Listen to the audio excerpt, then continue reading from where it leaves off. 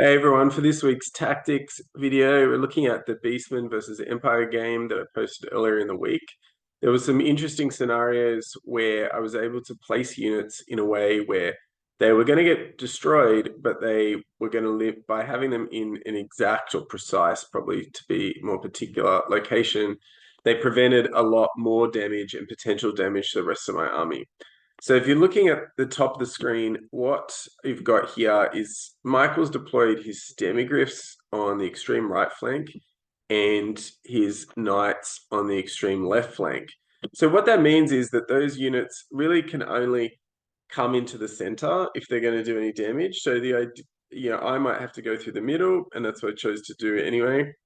And those units are going to have to come in. So they don't have the option of going left or right. They only have the option of going straight ahead or turn back in. And that's what's going to happen. So with this particular unit or army I'm running, it's sort of based on the theory that you can run MSU with combat units. And it's sort of bought a lot of these models before Wolves of the Sea came out, which might do it a bit better. But you do have in Beastman the extraordinary Razor Gore herds, and you are getting chariots pretty cheaply as well. And that's what we're going to look at in this video. So I have 6 Razor Gore herds, which is about as sociable, a maximum sociable number as you can have, given that they're core. And I think with Dragon Ogres, they are the most efficient units. Or I suppose you're looking at gigantic spawns of Chaos, Dragon Ogres, and Razor Gore herds being just incredible value for what they offer. So Swift Stride, Movement 7, a bunch of abilities that give AP. You've got the impact hits, toughness 5, 3 wounds, 4 attacks. It's a pretty good package. So even light armor, which I forgot in this game. I'm not sure it would have had much effect, but there were toughness, strength 3 bows out there. So in this instance, I've got that image there, and I just want to sort of point out what I'm able to do. So early on, I lose my rightmost Razor Gore herd, but I've got this one. And on the second turn, I'm able to get a bunch of charges. That guy fails its charge.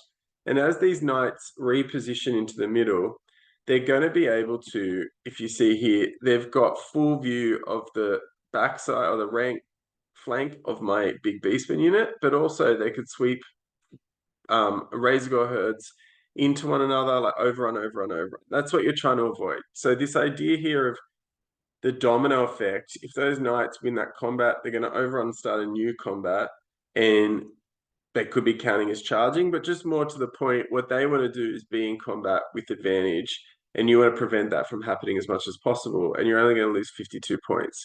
So to go back to that, I was able to move those other units forward, but I need to position this in a way where when he charges, he has to maximize. So if you know your base sizes, the base size here, I think, is 75 or 60, but you just need to know how many of his guys are going to have to hit it nearest to nearest. And that's going to position his unit in a way where when you overrun, you have to go straight forward. So you want them to go straight forward into empty space. And why this is important is because units that overrun in this way are not able to then hit other units and take more and more points from you. They're going to have to charge again. And that means that on your turn, they're going to do nothing. Probably as a rule of thumb, and there are lots of little micro plays that come off of this, but the main thing is you don't want to be giving your opponents combats on your turn that are in their favor. If they're able to win a combat on your turn, restrain and reform, and then charge something else, a lot of games are won in that way. You really want to be making them win on the charge. So something that we say sometimes on this channel is that something always dies. You're not like if you 20-0 someone, there's a gap in the list or the understanding of the game. Generally, you're going to have to give something to give a little because you've got chaff units, you've got hammer units, you've got anvils, you've got assassin type units. That's what makes the game varied and interesting. And this game, particularly with Michael, had a lot of the flavor, a lot of sort of middle to above average strength units instead of dragons running amok everywhere or things screaming things down or 360. Well, there was a 360 peg, but you get my drift. The issue is then that you're going to have to make favorable trades. And in this sense, the Razor Gore herd for 52 points takes this bus of a unit that's probably worth about 500. And on the second turn, when all the key combats are forming up, it's held them up. and then on my turn, next turn, it's doing nothing. And in this game, that was decisive. So it gave me the time for my unit to whittle down a steam tank and get uncontested shots on that, build up my base over there. But on top of that, even though he did get in the end, by the time that happened and I made a pretty lucky for Vigo roll, I was able to then push back and beat the Knights in the end. So all in all, that Razor Gore Herd was a hero for the Beastman. RIP Razor Gore Herd. The other issue that it's worth reinforcing this point was tracking his demigryphs. So on the left, you see that those demigryphs had failed to charge early, but they end up beating that spawn with gigantic spawn, which gets him with a low number of wounds. And then because of that, the worst happens. So on my turn, he wins the combat, and then he gets to overrun because he destroys them outright. And then he gets to come back towards the center. And on his turn, he charges my chariot.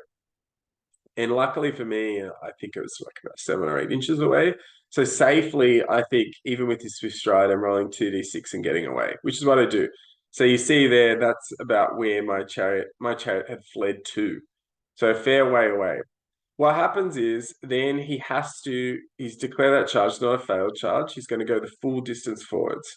So still, that's probably pretty good for Michael. He's going to end up facing this way, but he can't restrain a reform on that move. So he ends up having to face this way, which is good because then he's going to, even though they've got a wide berth, those demigryphs have an enormous wheel on their charge, and that comes into play later as well. So the amount of legal charging they can do is not as easy as you think. What ends up happening for them is I'm able to rally that Beastman chariot and bring it back. So I'm able to move it to 7 over here, which means that if he's going to charge it, I'm still in the charge arc of the demigryph, and even with a massive wheel, they'll make it easily. But then he will maximize. He'll be facing the back of the board. At this stage, I don't really want to flee. I could to take him further away, but he's going to anyway. I could flee and he could run me down and have to stop where my shaman ends up. But on this turn, I also have Vile Tide. So I cast it, doesn't go off. The issue though is that spell's so good that he can't just leave my chariot out there doing nothing and come back into the center where all the action is. So in the end, he does have to go after my chariot, and the chariot is worth 150 points in the end. Those demigryphs are a powerhouse. I think they're about 350, and they end up spending a few turns chasing the shaman around. In the end of the game, they end up with the demigryphs out of position, facing. They end up chasing away a Razor Gore Herd to save their wizard, but that means they're then hit in the flank by my chariot and driven off one more time. So all in all, positioning units as chaff is really important for making the types of trades that you need to make. And it's not just the types of trades that you need to make to win the game on kill points, but buying you the tempo of particular turns. So turns 1, 2, 3, 4, 5, 6 all have a different flavor. Like on the screen, you're looking at turn 5 and 6. Not a lot of action and a lot of scrambling at the end to make something happen. Those critical turns, those turn 2 charges, they're often the best units going in against like units that are worth their time. Either other units that are good or units that they're going to crush and score a lot of points from. So in this instance, learning how to protect your other units by getting in the way in the right way to force units to overrun a particular way or make charges that leave them somewhat stranded.